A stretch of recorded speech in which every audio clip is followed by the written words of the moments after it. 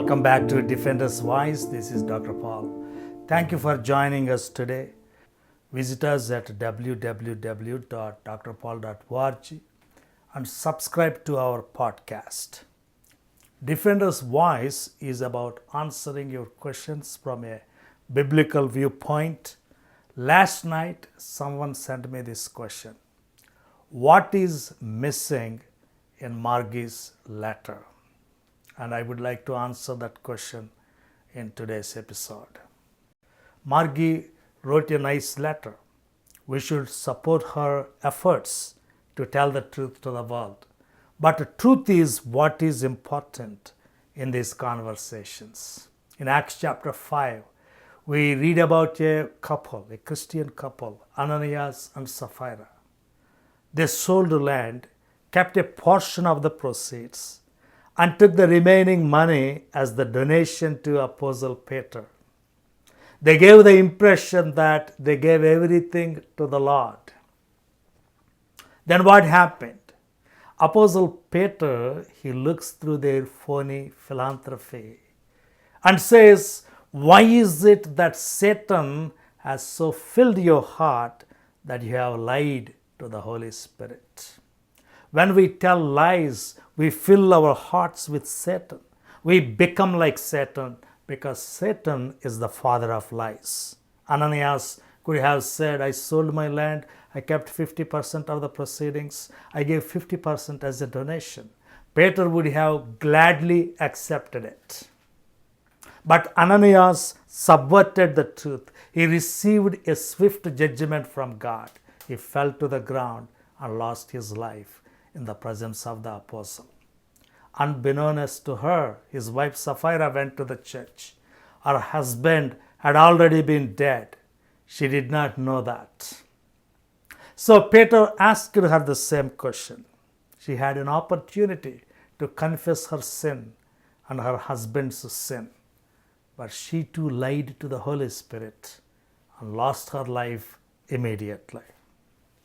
So there is nothing wrong to support your spouse, but if you tell lies to the church, it is like lying to the Holy Spirit of God, which is a very serious sin. So let us hope Margie has told us the truth in her letter. As I told before, everyone deserves a fair trial, including Ravi. Charging someone with sex crimes is a serious matter. We should carefully evaluate all evidence before we declare that person committed those crimes. We should consider the evidence from both sides, people who defend Ravi and people who prosecute Ravi. We should not jump to conclusions. Coming to Margie's letter, even if everything she told in her letter is true, that does not exonerate Ravi at this point, because if you look carefully into her arguments, there are two logical flaws: denying the antecedent and affirming the consequent. First, denying the antecedent. Margie says, "I went through Ravi's belongings, every bag, every room, every drawer, every letter, every photo, every email, every text message, and found no evidence to doubt his character." She wrote, I quote, "I want you to know beyond a shadow of doubt that I found not one suspicious receipt, letter, card, expenditure, absolutely nothing to support the claims being made or the charges against him." So her argument goes like this: if I found evidence that would make Ravi guilty, I did not find evidence, so Ravi is not guilty. In logical form, if P, then Q. If not P, then not Q. That's a logical fallacy. For example, if you jump off Eiffel Tower in Paris, you should be dead. You did not jump off Eiffel Tower in Paris, so you should not be dead. That's an invalid argument. The first statement is true. if you jump off Eiffel Tower, you should be dead. But the second statement is not true, because jumping off Eiffel Tower is not the only way to die. There are a million other ways to die. You don't have to go to Paris or jump off Eiffel Tower.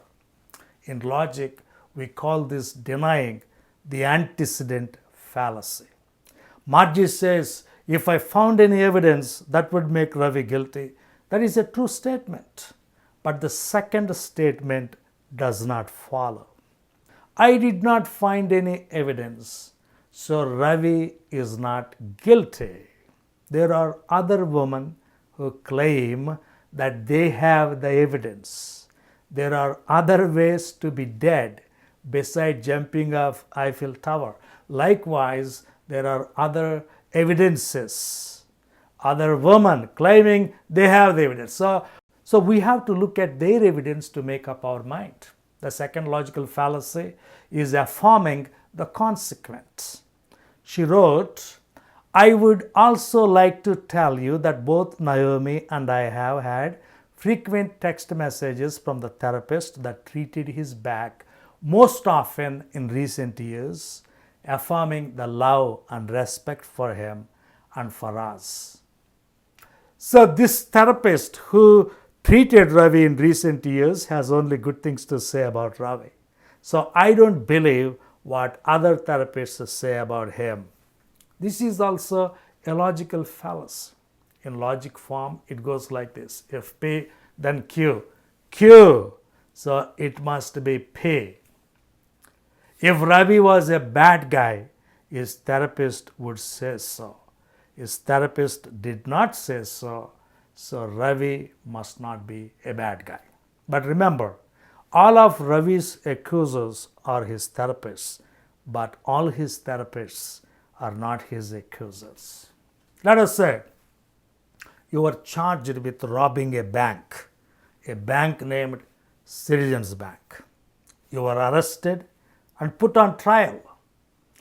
The prosecutor comes and brings the manager of Citizens Bank, who would say, this guy robbed our bank. We have evidence. Then your defense attorney brought the manager of another bank, the Bank of America, to defend your character. He said, he is the best customer we ever had. He would never rob a bank. I would not believe it for a second. That argument is not going to work, because you could be a great customer at many banks and could still choose one bank for your burglary. You could be a great customer at the Bank of America and could still carry out your heist at the Citizens Bank. In the same way, Ravi could have been a great customer for many therapists at many spas and could still abuse a few vulnerable therapists. All of Ravi's accusers are his therapists, but not all his therapists are his accusers.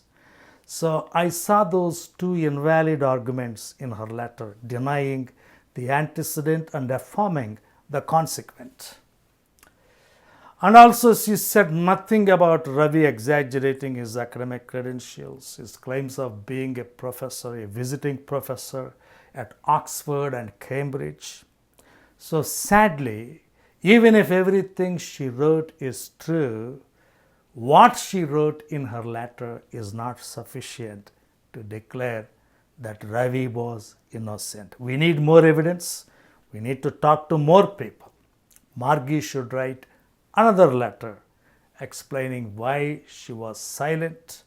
Okay, folks, that's all for today. Please don't forget to like this video, share your comments, and subscribe to our channel. Please go to our website www.drpaul.org.